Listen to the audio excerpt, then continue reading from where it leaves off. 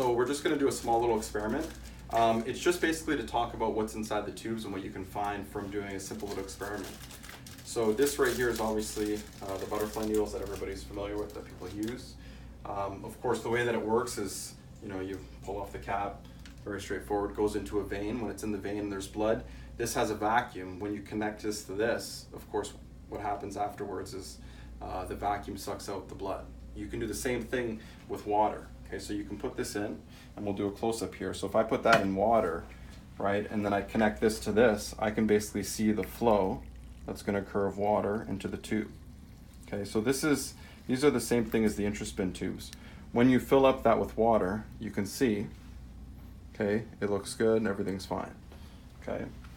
Now there's different types of tubes for the membranes, and that's where you see a lot of differences. So here we have some of the APRF tubes. I'm just going to compare a couple of different tubes. Here's some of the intraspin ones that we have here, different types of APRF tubes and over the years. So here's the most recent APRF tubes that have been utilized.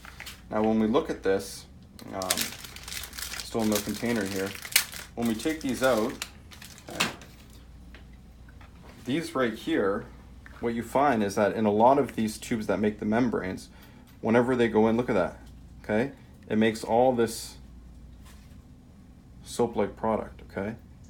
That's, pretty disgusting, of course, if you're gonna use this in a patient. And that's not a, random tube. I can take any of these tubes that we have. That's just basically whatever's on the walls there, the silica or whatever. Again, the tube, whenever it goes in, okay? Same thing as it's going in, okay? Okay, and that hasn't always been the case. One of the issues that we have, and of course I'm going to show some of these videos to the FDA just because I want to make them more aware of, the glass tubes. Some of the older APRF tubes. So here's an older one, APRF. Again, some of these were actually back in the day. Again, when you look at the year, look, they expire in November 2017. So I still have access to a few of these whenever we open these here. Let me just open it here. Some of these were made out of pure glass.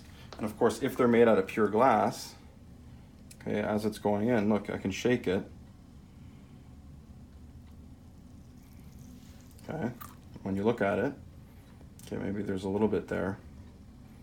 Okay, but of course, much, much, much better. Again, these tubes here, these ones here are recent. So again, 9/2020 is when they expired. Okay, again, these tubes here, and that's one of the issues that I have with different types of companies is that some of this stuff's not being fully regulated properly.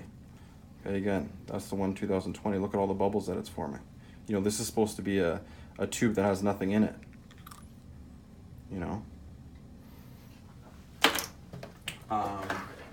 When we look at the intraspin ones, of course, these are the only ones that are FDA approved. Okay, I have a couple over here. Maybe I'll just grab some from the pack that's already open. If you have to make a choice on tubes to use, of course, right now it's April 2019, and I'm making this video because I want to show just the importance of tube selection. So these are the intraspin tubes, okay? These are still not expired, 2019. These are the ones that are, approved. These are the ones that clinicians should use. Even these plastic tubes, they have a little bit of silica in them. Of course, whenever it goes in, you'll see a little bit of that product that's being formed. So a little bit of bubbly there from the silica. Okay, here's another intraspin one just to do another little demo. Okay, again, look. Okay, that's from the silica that's coming off the walls. Now, we've done studies with some of these membranes that are being produced and putting them in animals, and of course it causes a little bit more inflammation.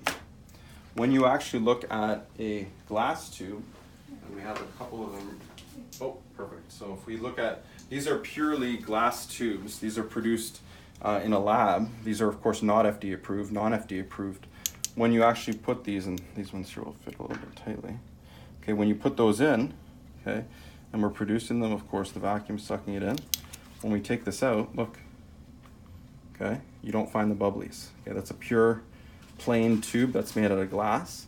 And I'm gonna now do a little video just to show, again, there's a plain glass. So you can tell they're glass And you can tell differences between the glass because when you hit them together, of course you can tell right away that they're made out of glass. This right here will make a better clot as well.